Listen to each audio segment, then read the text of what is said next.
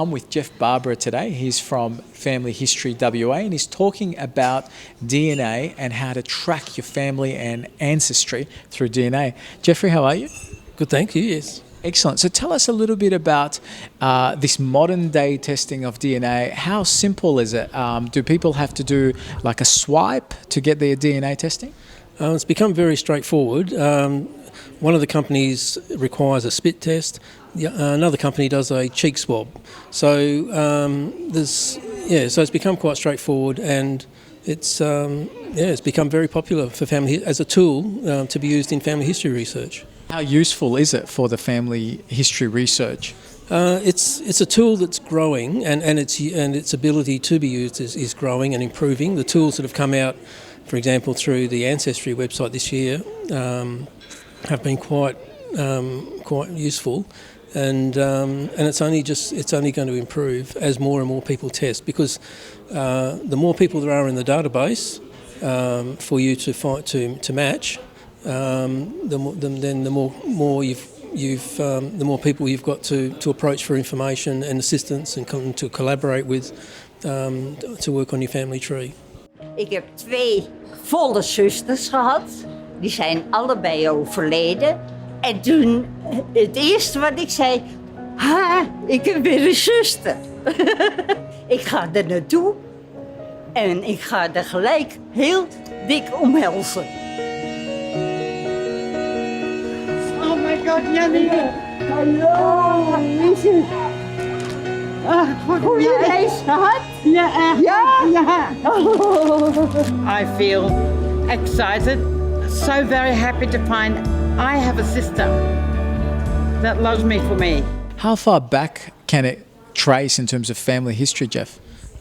Generally to about 5th or 6th cousins. Now, the further you go back, the less chance of you being able to have a DNA match to your cousin. So you may genuinely have a 5th or 6th cousin, but it just may be through random chance that you haven't inherited a piece of DNA in common with them, in which case you won't show up as a match in the testing database.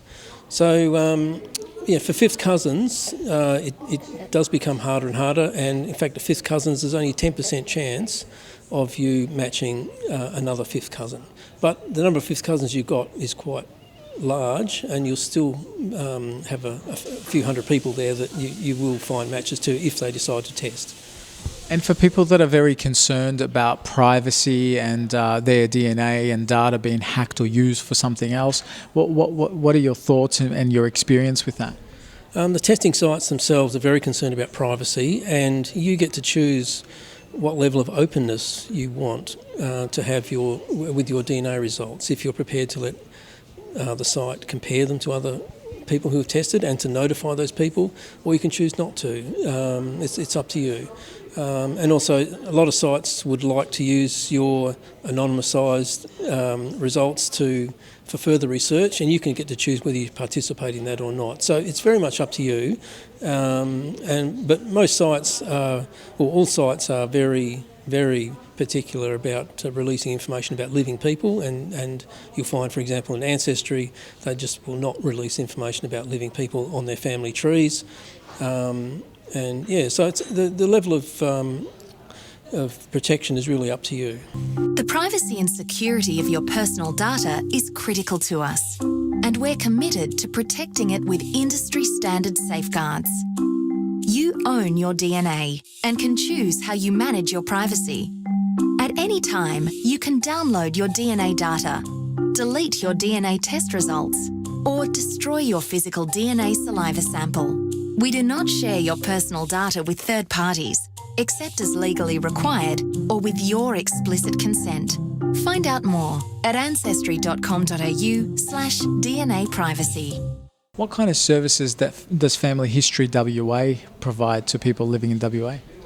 We're a genealogy society.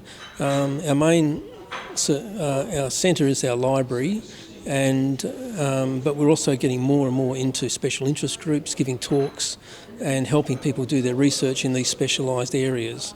So we have a library that's open most days during the week. I help people with interpreting their DNA results as a voluntary service. There are lots of other volunteers there who run the society and give talks. But the special interest groups to me are the feature. And if you've got a special interest in researching, say, European or English, you'll find a group that specialises in that and to help you get started. Wonderful. What about ancient Egyptian? I don't think we've gone back that far. In fact, when we see a family tree with the pharaohs in it, we tend to treat it very dubiously. Very good. Geoff, thank you so much for your time and for what you do with helping out people on this basis. Thank you. Thank you.